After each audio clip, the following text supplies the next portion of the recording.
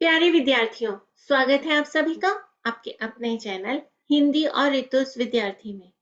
जैसा कि आप देख रहे हैं कि हम आजकल हिंदी बोलना भी सीख रहे हैं, हिंदी लिखना भी सीख रहे हैं।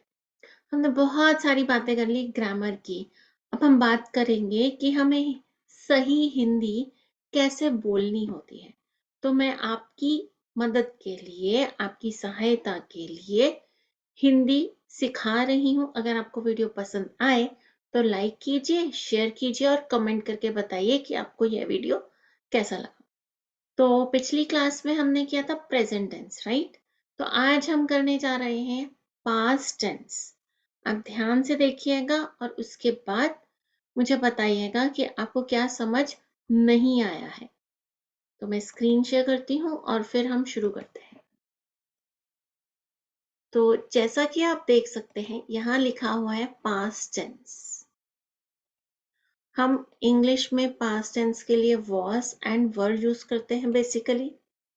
हिंदी में पास्ट टेंस को कहते हैं भूतकाल और हम प्रयोग करते हैं था, थी और थे का। तो इसी से संबंधित हमारे कुछ वाक्य हैं जो हम आगे वाली स्लाइड्स में देखेंगे। और एक बात और, अगर आपको कोई भी बात ये लग रही है कि भाई ऋतु मैम की ये बात हमें समझ नहीं आ रही है या उन्होंने गलत बात बताई है और आपको लगता है कि ऋतु मैम को सही करना चाहिए, तो please you are most welcome to correct me. I will be very happy, मुझे बहुत खुशी होगी। तो हमने क्या पढ़ा था अभी? था इज वॉज। सेम रूल, एक वचन पुल्लिंग, सिंगुलर मैस्कुलिन। फिर आएगा थी, एक वचन स्त्रीलिंग, सिंगुलर फेमिनाइन। एक शब्द और होता है थीम, जिसके बारे में मैं आपसे बाद में चर्चा करूंगी। अभी हम ज्यादा कंफ्यूज नहीं होंगे, ठीक है? तो यहाँ हम बात कर रहे थे थी, एक वचन स्त्रीलिंग, सिंगुलर फेमिनाइन।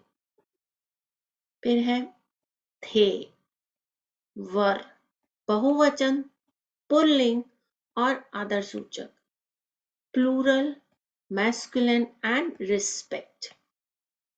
थे। चलिए, तो पहला वाक्य लिखा है वह डैश डैश था। जैसा कि हम जानते हैं हिंदी में क्रिया एंड में आती है, अंत में आती है।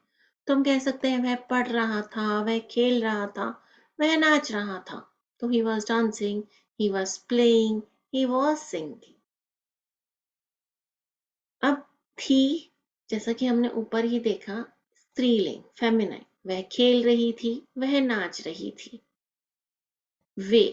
वे आता है मैस्कुलिन, प्लूरल एंड रिस्पेक्ट। वे आ रहे थे। मान लीजिए बच्चे हैं तो आप क्या बोलेंगे? वे आ रहे थे।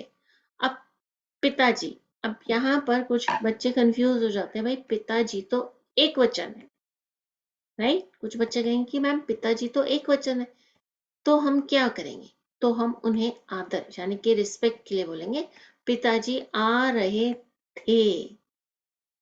कुछ और उदाहरण देखते हैं।